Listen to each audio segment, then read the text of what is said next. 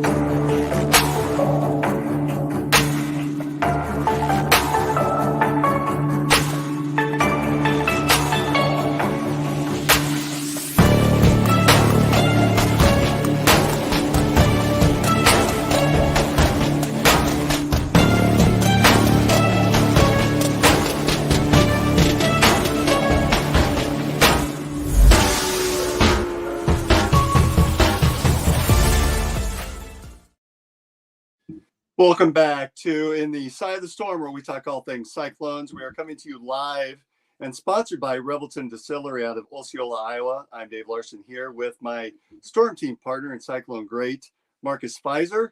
Marcus, good evening. How are you? I'm doing well, Dave. How about yourself? I'm doing well as well. I think I was looking at that introduction. We probably need to update some of that now that the men are the Big 12 tournament champs. Big weekend down in Kansas City. We would love to talk a lot of basketball, but tonight we've got a special guest with us tonight. We have Taylor Mouser, who is the new offensive coordinator for the Iowa State football team. Mouse, how are you? I'm great. I appreciate you guys having me and being flexible. My wife and I had our first baby a week ago today, so it's been congratulations! Nice. Congrats.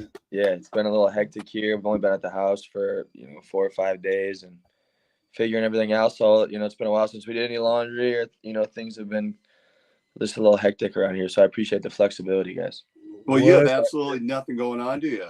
It's not going to get any easier, I'll tell you that. Man, I've heard that from a few people. But luckily, my wife's she's a rock star and has done a great job so far. So, yeah, we're figuring it out. Well, Coach, can we call you Mouse? I see on your screen you've got Mouse up there on the screen as well, and I've heard some players refer to you by that. Yeah, I would prefer Mouse, actually. So if it's cool with you guys, it's cool with me, and it's all good. I like Mouse. All right. So you've been with the Iowa State program now coming up on, is this your 9th season? Yeah, ninth season here at Iowa State. And started with us as a grad assistant and have worked your way up. What's been that transition like to work through the program and starting at that grad assistant level and becoming a position coach and now the offensive coordinator? Yeah, it's been it feels like a lot longer than 9 years, but it's been such an incredible journey. I've been so lucky just to be able to really be at one place and to be able to be here and live. I live in Ankeny, Iowa, me and my wife, and we have a great place. And in a time where college football has never been crazier, it feels like there's been, some stability here with Coach Campbell, and we can do things in an old school way. And I really believe in that guy and have for a long time and feel like he's different than a lot of the other people out there. So it's rare to be able to be at one place this long with people you really care about and kids you really care about. So as long as it's been an incredible 9 years, and whether I was the GA or the offensive recruiting guy or the quality control guy or the tight ends coach, it's been a blessing just to be able to be on Coach Campbell's staff and fight for the standard here at Iowa State to achieve greatness. So as you've been thinking about this new role, I know that you've probably been extremely busy since the announcement was made. What's your schedule look like now? What's a day in the life for Coach Mouser? Yeah, so we before spring break, there was 2 weeks there, a week there after the whole OC thing went down when Nate left. A lot of it was we interviewed Coach Roll and tried to find, a running back coach that could come in here and help us push the needle. And he got here really within 2 days. And when he got here, we really tried to expedite things and get him caught up on what our offensive terminology was and what our, focal point going into the spring was and what we felt like where we struggled last season and where we could be better at. And now, with our first day being back today, was in there at like 6:30 probably, and trying to get this grips and the install. Got, meeting one with the offense done today, and we have practice this week. So trying to get the kids ready for 15 practices here. So it feels like things are moving 1,000 miles an hour. But luckily for me, like, I've been with Coach Kimmel for a long time. I know what to expect. I know what his expectations for our spring is. I know what our schedule looks like, and just trying to get everybody on the same page. So you've got, you said 15 practices between now and the 20th. What approximately, how many practices each week? What's that schedule look like? So we'll go Tuesday, Thursday, and Saturday for 5 weeks. So 3 practices a week for 5 weeks, then spring game on April 20th. Same day, I think, as last year, actually, or something around there. So we'll practice Tuesday, Thursday in the afternoons, and then Saturday will be kind of late morning.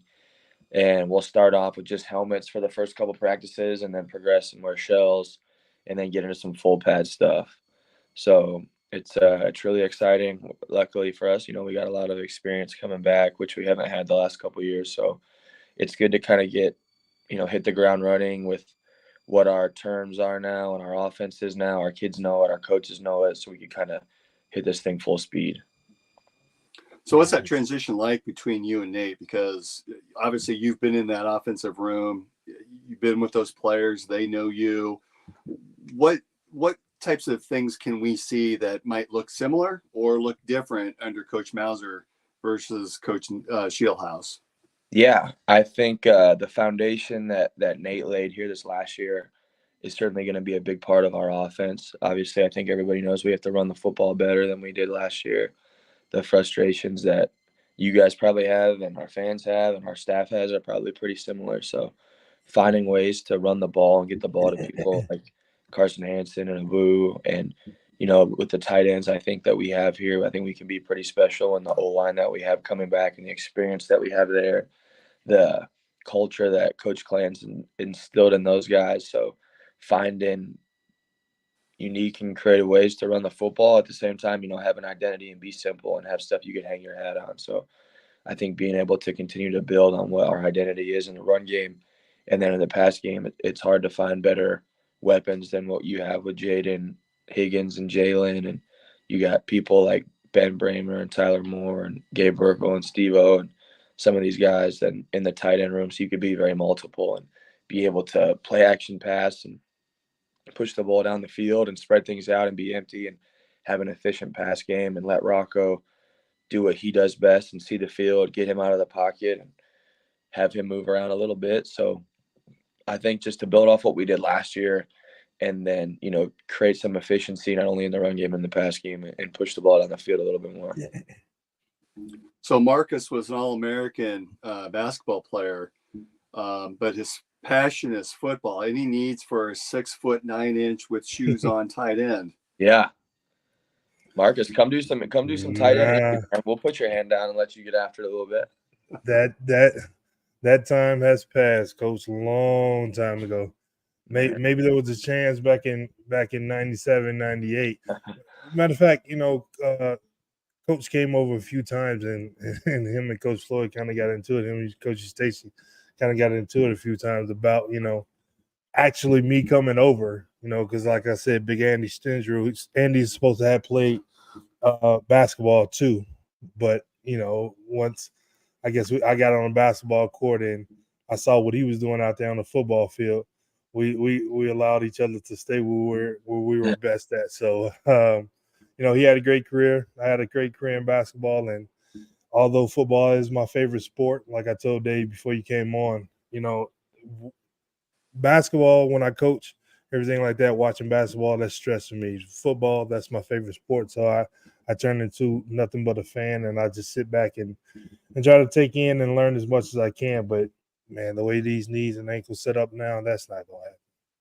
Yeah, man. It's funny you say that. Like, I feel like my body's falling apart, and I'm not 6'9", so God bless you for doing it. And the basketball, football, tight end relationship is such a unique one, and it does feel like there's so much crossover there for whatever reason. I spent a lot of time wondering why there's not more kids that on high school basketball teams that are 6'6" kids that might not have Division I football resumes, but would be Division I football guys in a day, just based off their dimensions and their size. So it's Yeah. a position. I'm from a small town in Louisiana. That's where I graduated high school, and we just I love my school, love my city, but from a small knit town like that, we just didn't know. Like, had I known collegiate football players, like, it wasn't until I got to Iowa State and I found out that Andy was going to play tight end for the football team, and Reggie Hayward, Reggie 6'6", 6'7", Yep. and then big Marcel Howard and Nigel Tharp, like those guys. I was like, what the hell? Like, I didn't know these guys were. All these guys are football players, and I'm thinking, well, maybe they're gonna come try out for basketball. Then I found out they were football players. I just didn't know football players were, my size. And had I known that, or we're at a different place in high school, I probably would have played football. And because it is my favorite sport, and with the speed and my hands and things like that, I know I could have made a great, tight end and things like that. Or I love the defensive end, and I think about Reggie being 6'7", and him playing DN and things like that. So being a pass rusher probably would have been something I've been trying to do. But I mean, I just didn't know. I just didn't know guys were, my size and that play football, and I'm kind of envious of that now. Yeah, and you were probably bigger than everybody from an early age. How big were you in 8th grade? Well, that's when I grew. In 8th grade, I was like 6 foot. Then I grew from my eighth grade to 9th grade year. I grew from 6 foot to like 6'7". So then it was like that big growth spurt. And I played football when I was younger. I played quarterback. And once I grew, my dad was like, "Nah, you bigger than everybody on the offensive line. I'm not gonna have them taking your legs out and things like that." And I could play basketball, so he just kept me on the basketball court, and the rest is history. But football has always been that first love, the first sport I played, even from Pop Warner and flag football. I've always been able to throw the football. I tell the story all the time. When my younger brother was in high school, and he was getting recruited to go play collegiate football, he was a wide receiver. When I came home to train and something to see the family, I used to be out. We was recording me throwing him the football, and coaches was asking him, like, "Man, who is that big quarterback throwing you the ball?" And he was like, "That's my brother." And he was like, "Your brother?" Like, they was like, "Does he like play football? Is he looking to play for?" He was like, "Man, he played for the Bulls."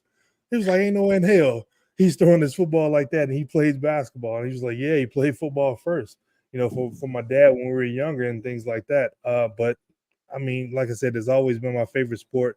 But once I got a little bit older and fell in love with basketball, I never got the chance to get back to it.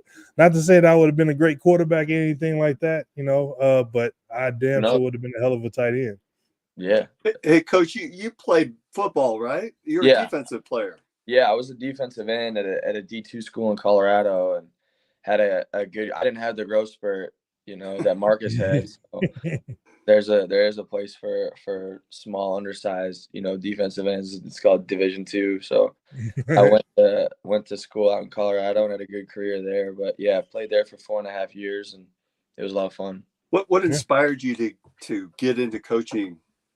Yeah, so growing up, my dad, he worked in professional hockey, so I've grown up my whole life. I've been in like locker rooms, and I just loved, being around the guys, being in locker rooms. I'm one of the most competitive people you ever seen. Doesn't matter if it's football or Mario Kart, whatever it is. Like, I want to beat your ass in it. So growing up, I played hockey, and then high school I played football, and fell in love with just the team aspect of football and what that entails. It's the ultimate team sport. Like, there's so many variables. Everybody's got a role on it. There's so many people that play. So I fell in love with just the team aspect of football. I was lucky enough to have a scholarship to play at a Division II school. And then from then, probably my junior year, going into my junior year, I was like, I think I'd like to run with this. And I learned what like a graduate assistant was. And I felt like I could have done that, and given the right opportunity. The guy that was my head coach was an older guy, set to retire, so I wanted to see if I could spread my wings a little bit and go find a place where I could GA. And I got really lucky to fall into Toledo then. But yeah, I just always loved the team aspect of football, and I love being around the guys. I love the developmental piece. I love the off-season piece. I just like being around, in the locker room with those guys. So that was a big piece of it for me. Earlier you had mentioned Coach Roll is new to the staff. He came from North Dakota State and Tennessee Yep. State as an offensive coordinator. Now he's joined the Cyclones as running backs and assistant coach. But and we also have Jake Waters, who slid over. I think initially he was going to be the running backs coach, and now he's going to coach quarterbacks, which is a natural fit because he had a nice career as a quarterback at Kansas State. How does that mixture? How do you all work in conjunction with one another as you prepare for the upcoming season? Yeah, I think I've known Jake for a long time together, or a long time. We worked together back in 2017 here, and he's one of my best friends, has been for, since we met back in 2017. And I just love what he's about and what he stands for, and the approach that he has when he comes to work every day. Is one of the most organized people in the building, one of the most detailed people in the building. And you talk about a guy that just has, for having the success that he had at the level that he had, he's got no ego.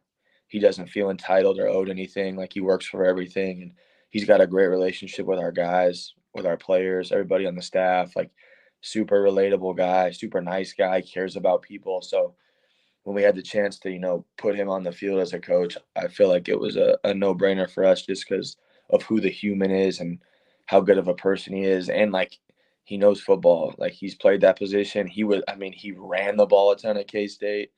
He's an all Big 12 football player, which is hard to find. And you have to be a special football player to do that. And then to get into coaching and just have the selflessness that he has. So I feel like it was a home run for us. And like I say, he's one of my better friends, and I love, getting to work with him every day. So yeah, I was traveling today, so I didn't get a chance to hear the presser. I heard a few bits and pieces, but how would you describe your philosophy and the things that you're really wanting to have this offense look, whether it's in year 1, 2, or 3? What sort of the goals that you have for the offense as a whole? Yeah, I think just the mentality piece for who we are and what we stand for. Obviously, like you guys know, like the 5-star culture thing I saw in the intro, and the attitude and effort that it takes to be a good basketball player, football player. Like, you watch that basketball team that we have, the girls and the guys, like, they just play so hard and they're so relentless. And it doesn't matter if they're on offense or defense. I don't know anything about basketball. Like I told you before, I'm like a short guy that my dad's 5'6". I knew early I wasn't gonna be a basketball player, but I love watching what they do. And when people watch us on offense, like, I want them to be like, holy smokes, like, these guys are nuts. The O-line, the receivers, they block on the perimeter. They're crazy. They're putting people through the ground. Like, they just play with so much tenacity and so much effort. And when somebody scores, like, everybody celebrates. We celebrate everybody's wins. So, like, the culture on the offense has to be that we care about people, because if you're going to have success running the ball, it takes 10 people doing their job to get you to gain a yard. So those guys have to really care about the person that's behind them. And that doesn't happen without good relationships. So I think I want the tenacity and the violence that we have to just jump off the tape at people.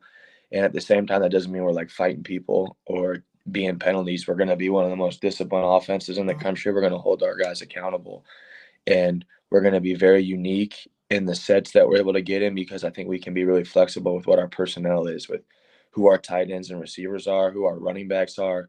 We can really, be a problem for people just based on how people are going to try to defend us. And I think when we were at our best in that 2020 season, we were able to be in 13 personnel and be open, and then shift down and add gaps in the run game, and then, start down and then shift out into empty sets and 13 personnel and have empty quick game and let Brock see it and create space. So I think being very flexible with how we can be from a personnel standpoint and a formation standpoint, to be creative with the way that it looks and be simple with the game plan itself. And then in the pass game, when you're able to run the ball, you're able to have a strong play action pass game and be able to load the box up to throw it and be able to lighten the box up to run it. So I think getting the ball to people like Jalen and Jaden as many ways as we can, and Ben and a lot of those guys, and let them make us look really good, and ball to them quick and let them make plays. I don't know how you're getting any sleep between the baby and the new role, and having all of those toys in the toy chest to be able to pull out and play with and come up and devise schemes for. How are you doing all this? Well, it's certainly not all me. Like I said, I'm very lucky to have the support staff around. Like I can't say enough about Noah Pauly, the receiver coach, Ryan Clant, the O-line coach, obviously Coach Campbell with what he provides to the offense, Tyler Roll, what he's done in a short time, Kyle Kemp, Sam Seam Buckner, Sheldon Croney, our running backs, GA, like Eric Jesus, like those guys do such a good job, and like everybody's voice carries weight in there. So if you have a way to help us gain some yards, we'll listen. Campbell will listen, whatever it takes. Like we just want to win. We want our kids to have success. We care about people. It's certainly not me coming up with, dialing up all this crazy stuff. Like most of our coaching staff have been coordinators before, and they've called plays in big games. And like I said with Jake, like they don't have egos. They're not in it for the coaching carousel to find the next job from Iowa State. Like they love Ames, they love Iowa, they love the players here. And between that and what my wife does here, Charlie Kolar is actually sleeping in my basement right now. So he's been watching my kid the last 2 days before in between workouts. So having him around helps. A lot of people help. All the coaches' wives, like Coach Campbell's wife and his family, sent us over Hy-Vee meals for the week to help us. Like just great people on the staff. They check in every day. I got more baby diapers and more clothes than I know what to do. But yeah, I'd be lying. The lack of sleep has been more just excited for spring ball and thinking about ways to try to move the football, because it's going against Coach Haycock's defense 15 times, isn't it? That's something that'll take sleep away. Well, you talked earlier about being competitive. You don't like to lose in anything. I'm sure Coach Heacock is the same way, so he's not going to take it easy on you. He is, and he's had a lot of success, and he's done it for a long time at a lot of different levels as head coach and coordinator and position coach. And he was the first person I went and talked to when I found out I was going to be the offensive coordinator. I've worked with him for 11 years, and I've learned so much from that guy. So he was the first person I talked to, and yeah, he's going to try and embarrass me, at spring ball here, Right. which is good, which is what I want. So I was going to ask you a question about the impact of former players. I was not anticipating Charlie Kolar up in your bedroom or taking care of the baby while you're on this call. Yeah, he's down with my wife watching The Bachelor tell-all right now. Yeah. All right, Charlie aside, what is the impact? During your tenure, there's been a lot of great players that have come through those doors and are seeing a lot of success in the NFL. Charlie being one of those, obviously. But yeah, what's the impact of some of those guys coming back and talking to the current players, and walk us through sort of the coaching staff's philosophy on that? Do you reach out to them, or are they raising their hand saying, "Hey, I'm in town. Use me as you need me"? Yeah, I think a lot of the reason that we got those guys to come here is just by having authentic relationships with those guys anyways, and being yourself and not trying to be like stereotypical coach person, all the time, and having all the sayings.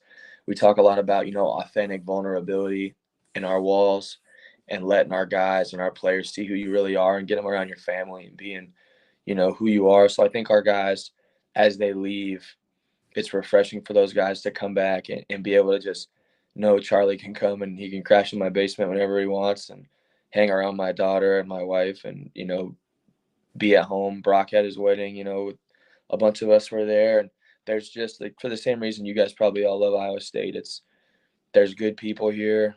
Right. Life moves slower here. I'm from Phoenix, Arizona. And when I go back there, I'm almost overwhelmed with just all the moving parts. So I think, and we keep those relationships going with those guys once they leave. And we have, a lot of our same group chats that we had 5 years ago with those guys, we still have. And you find different ways to talk to them and you FaceTime them, and they're just, they're real relationships. So sometimes we reach out to them about coming back. And like I was talking to Hakeem Butler the other day about getting his butt back here. And I got him last season to come back. So I'm gonna go see him play one of those Battle Hawk games. But it definitely goes both ways. But I think having a real relationship and knowing those guys beyond football because once those guys leave, they realize how short that window was, and what makes it special is the people that you go through the journey with. And I imagine you probably take a great deal of pride to see the success that these players are having, both after college, but just in life in general. Yeah, that's the joy, for me. Like I told you before, like with the growing up in like a minor league hockey locker room and seeing my dad, the way the players got along with each other and got along with him, and the relationships after, we moved around and left, and that's what was special to me, and all my friends just being on different teams growing up. All the stories I'm sure that you guys both have from playing sports, doesn't matter what level, like the stories you have about so and so in the locker room or so and so on campus somewhere, like those are what you still talk about. So to be able to see those guys go and like have success, and you see guys like Brock get married and start families. Charlie's got a serious girlfriend now. Sainer's engaged. Chase Allen's was married. I mean, I had two guys, Easton Dean. I'm going to his wedding in May. He was engaged all season. So you get to see these guys kind of come in as like snot-nosed kids that think they have it all figured out. And you guys know, because you guys were both, 18-year-old kids at one time. And you got to go up and you got to step out of your comfort zone a little bit and have really bad days to really grow. And I think those guys have had them and learned how to fight through hard times here, but watching those guys go have success it's everything. Is Charlie eating pasta with a fork yet?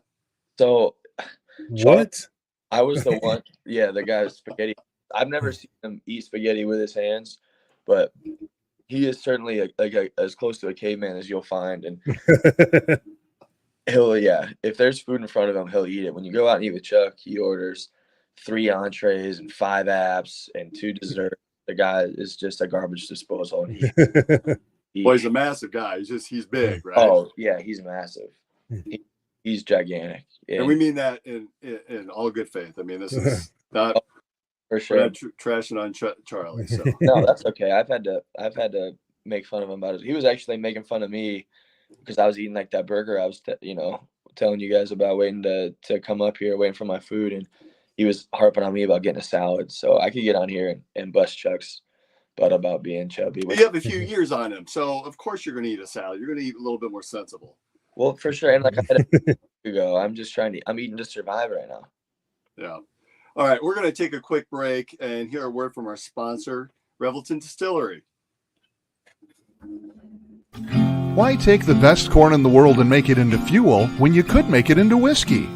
That's the question that launched Revelton, Iowa's most visible and fastest growing distillery. Owners Rob and Christy Taylor embrace the grain-to-glass philosophy, sourcing ingredients locally and overseeing on-premises production and bottling at their facility in Osceola. One sip, and you'll agree that Revelton's handcrafted whiskeys, gins, and vodkas are the best you've ever tasted. And with the launch of their rye whiskey, made with 100% Iowa-grown rye and corn, and their new bourbon coming soon, there's more Revelton to love than ever. Iowa's own Revelton Distillery. ReveltonDistillery.com. All right. Thank you to our friends, Rob and Chrissy Taylor with Revelton, who has been a great sponsor for this program and many others as part of Three Beards Media. Coach Mauser, the impact of NIL, when you were a recruiting coordinator with Iowa State, things have really shifted and changed in a very short period of time. And, I know the program has faced a lot last year with the DCI gambling and now all the NIL talk. Is that something that you guys talk about and as a coaching staff of how to confront that and how to deal with it? Is it something that players are coming to you saying, hey, if I don't get this, I'm looking to leave? What's the impact of NIL as the coaching staff sees it today? Yeah, it's an everyday challenge for sure, and we do it different than a lot of people in college football. Like I talked a little bit earlier, one of the people asked me about it, and we're not in like the super big into the portal world really, and we're not into like buying football players like a lot of people are. So we're still about finding the right kids and winning with relationships. But that doesn't stop kids on our team from hearing what other people are getting or what so and so saw on Twitter. Like the social media piece of it certainly doesn't help, Right. but you know, the grass isn't always greener on the other side, and a lot of that stuff is smoke and mirrors too a little bit. And there's like an agency piece of it now too, with the agents selling, like NIL agents selling kids. Like it gets hazy, but I don't want to beat a dead horse here with the relationships, but you got to have good relationships with the guys on your team, because if you're at a school like Iowa State and you have success, especially what we did with so many young guys, you're going to have people that come and want to take advantage of that and want to take those guys away.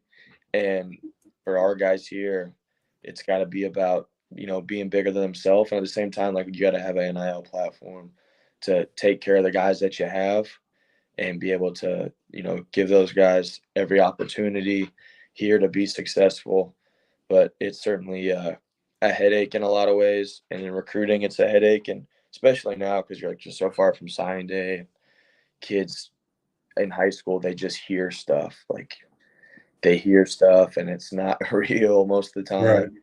That doesn't make it annoying. And the nice thing is you can find out pretty quick, like, which parents and which kids are about it for the right reasons, and what are about if they ask NIL questions early, or, what kind of money, things like that, like, they're probably not the kind of person for us, because if they're asking for it later, or if they're asking for it now, they're going to ask for it later, and they're probably going to be the ones that go in the portal just to look to be recruited again. And even before NIL, there was kids that love recruiting, and the kids that love recruiting then are the kids that love NIL.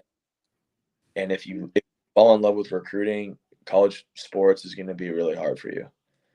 But if you love football, or you love basketball, or you love gymnastics, whatever it is, and that's your why behind it, then the rest will take care of itself. Absolutely. So Big 12 is going to look a little different next year than what it looked even this year and the prior year before. Are there any teams that you are excited to scheme against, that whether it's the program themselves or the coaching staff that you're familiar with, or just the way that they run their defense? Is there a team out there that you're excited to face next season? I don't know particularly if there's a team like I'm excited from a schematic standpoint. They're obviously all going to be great challenges for us. Like, you guys have watched enough Iowa State football games to know that every game kind of comes down to the wire. So we're going to have to win the margins there. Growing up in Arizona, and I lived in Salt Lake before Arizona. So to be able to go back to, I moved to Arizona in 6th grade. Before that, we lived in Salt Lake. So we went to a lot of youth games and went to a lot. Not a lot. We went to more youth games than BYU, but to be able to go back there and play up in Salt Lake against Utah and the program that they have is something I'm really excited about. And then to be able at some point, my parents live in Arizona, my family all lives in Arizona. I recruit Arizona, so I know a lot of those people. It's just to be able to go back to Arizona and try to score points and win football games against those guys. Like, I watched Reggie Bush at USC play ASU there and go off. I think they had College Game Day there too. So, we would go to 1 or 2 ASU games a year, me and my dad and some of my high school buddies. My head varsity coach did the chains for like the Cardinals games. So we would get Insight Bowl tickets. I went to Iowa State Insight Bowl games. So just there's good, football memories for me to be able to go back to Arizona. That's why the Fiesta Bowl was so special to me. But I'm probably most excited to be able to play. I went to college in Colorado, which we don't play them, but like a lot of my college roommates live out there. So, and with the teams that we have in the conference, like, there's a little bitterness and there's good and bad memories against all those people now when you've been at a school like Iowa State for 9 years. And I still remember the losses, Okie State getting us in 2017. Like, we should have won that game. It kills me. There's a lot of games like that. So it's hard not to feel some of those, each week and try to, in my mind, like, avenge some of those losses that in my mind we should have won.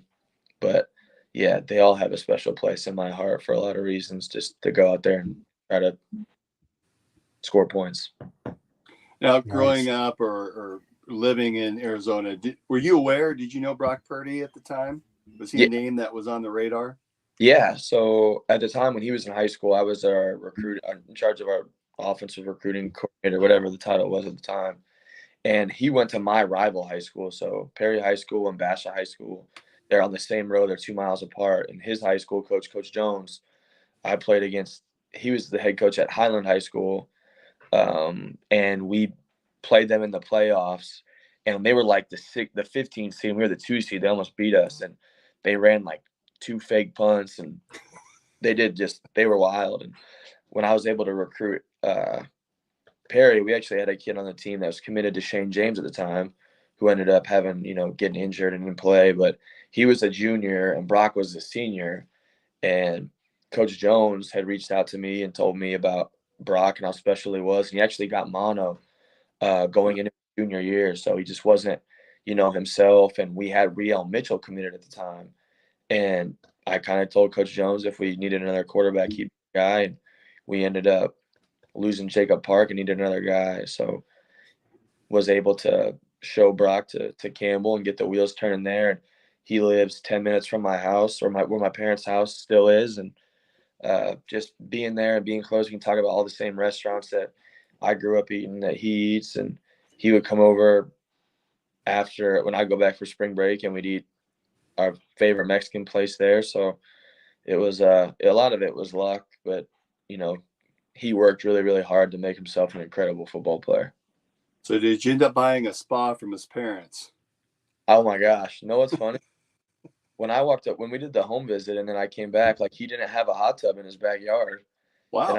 That's what I'm saying. I think now, they've upgraded the backyard. So, but my parents had one in their backyard from whoever they bought the house from. But I would very, very, very much like to have a spa at the house here. So I need to get on Sean, his dad, about getting a good hot tub back here. That's a good idea. With your connection in Arizona and in Utah, is that a competitive advantage that you have to be able to go into those markets and recruit kids to come to Iowa State? Yeah, I think so. I think being able to just relate to those guys a little bit and be like a guy. I didn't go Division I out of college, so like there's a lot of those kids that think they're the next Brock or think they're the next Charlie, and maybe they're not. And I understand that too, because I didn't have any Division I football offers, but I could go back there and I was a guy that just worked really hard, and the focal point for me was still trying to win a state championship. And I think a lot of kids in recruiting lose track of how special and valuable the time with their high school teammates is now in recruiting, and they chase camps and they chase offers and they go at all these visits, good or bad, and they miss out on the value of working through hard things with your teammates. And I try to tell those guys that because I care about the kids there. I care about the coaches there. A lot of the guys I played high school football with are coaches now. But I think, being able to be there and a guy that's had Arizona kids come out here and have a lot of success, and there's a lot of direct flights, which is nice for those guys and just it's different. Like the culture of football there is different. Like Ames, Iowa is like a college town.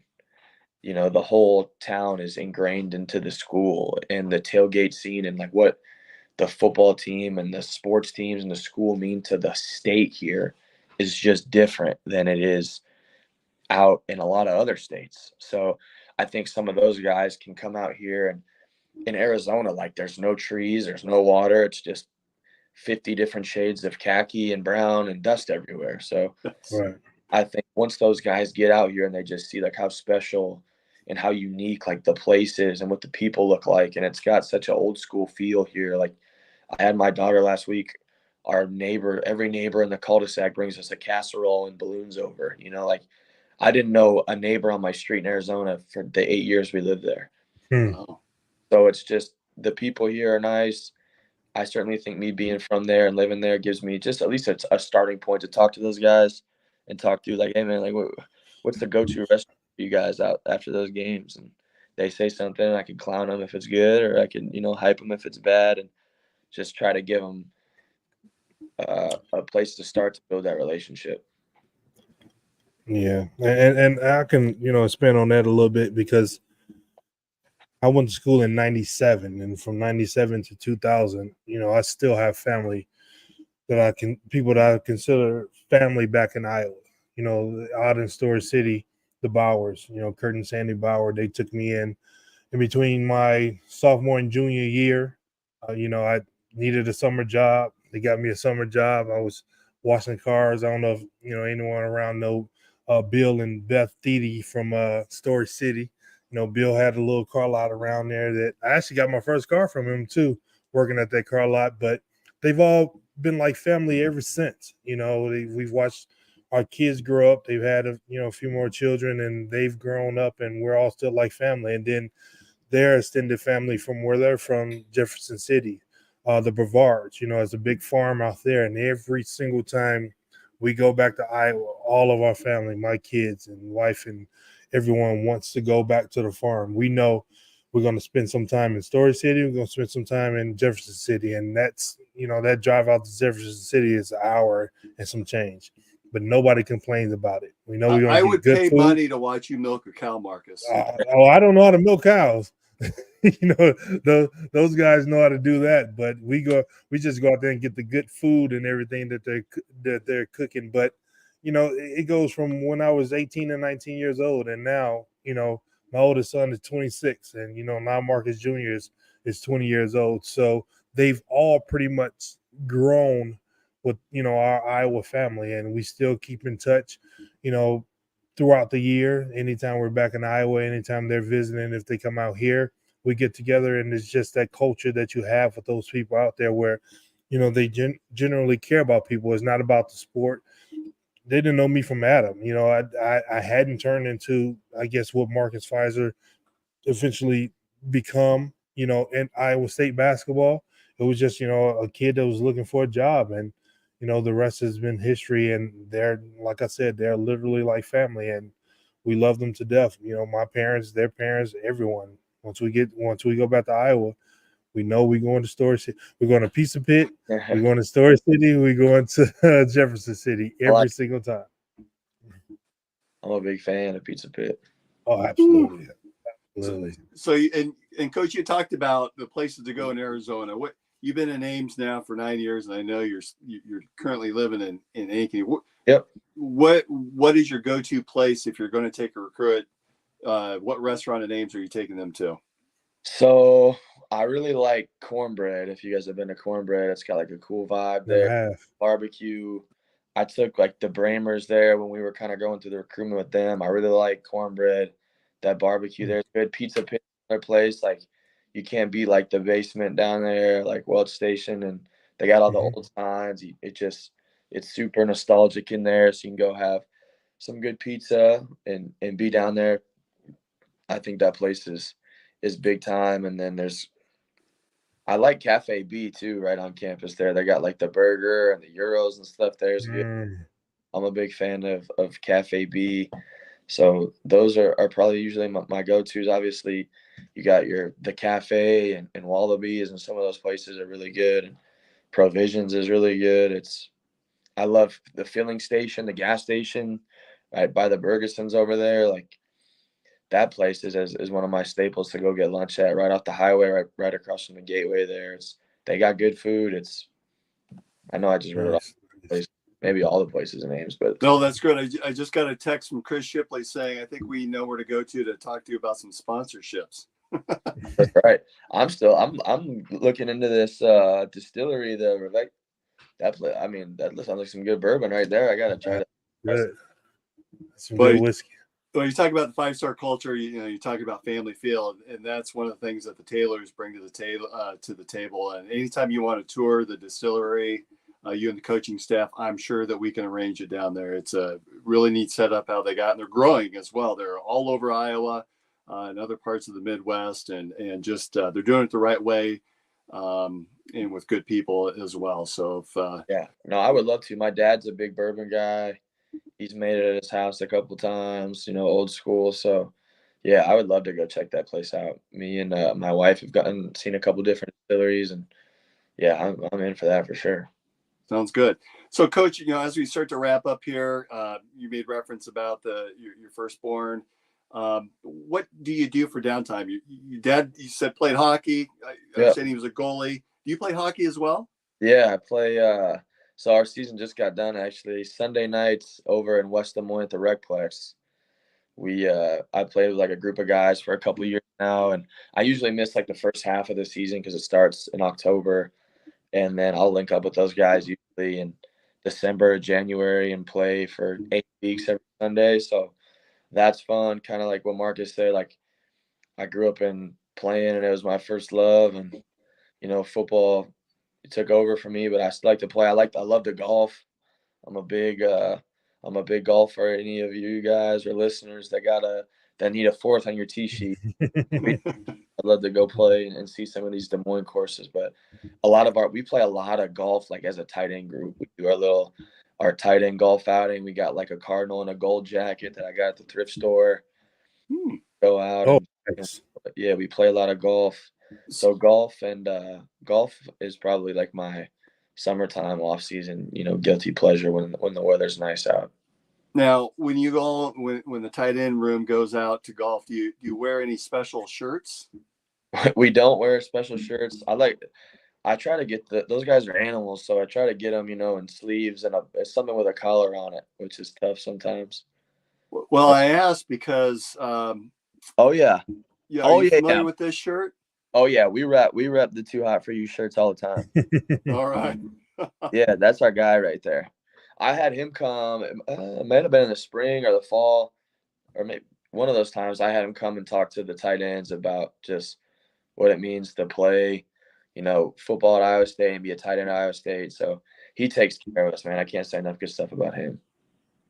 That's awesome. And Keith Shrimpy just he wants to come golfing, it looks like, as well. Come golf with us, man. Come out. I'm hearing an open invitation there. Come on, Keith. We'll do it for you, tight end golf outing. Well, and again, if Marcus, you're in town, you can be the tall tight end out on the course, and we'll get you one of those shirts. Man, I don't know how to play golf. You wouldn't be in our group. I had a golfing class my junior year, and I was out there a few times. They say, you know what? Don't even have to worry about coming. go on to practice. We got some bad ones. We also got some good ones, so it doesn't matter. We're just out there we usually do like a scramble. So we mix up like the worst player with the best player and try to keep So we'll get you in, man. You don't got to worry about it. Marcus, just work on that putt golf and you're in. That's right. Putt golf club be a little bit too small. It's been a pleasure to have you on in the Side of the Storm, and we're so glad to have you on here. And as our new offensive coordinator for the Cyclones, we're looking forward to big things this fall.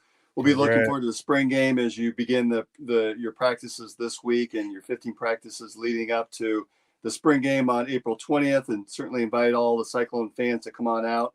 I'm sure there will be people out there tailgating before the spring game as well. That's just part of our culture, right? And we'll see you, of course, in the fall. Thank you guys so much. It was a blast. I can't tell you enough how much myself and our staff appreciate you guys and all Cyclone Nation. I love you guys. Thanks so much. All right. Take care, Coach. And we'll see everyone next time on In the Side of the Storm. Awesome. Thanks, guys.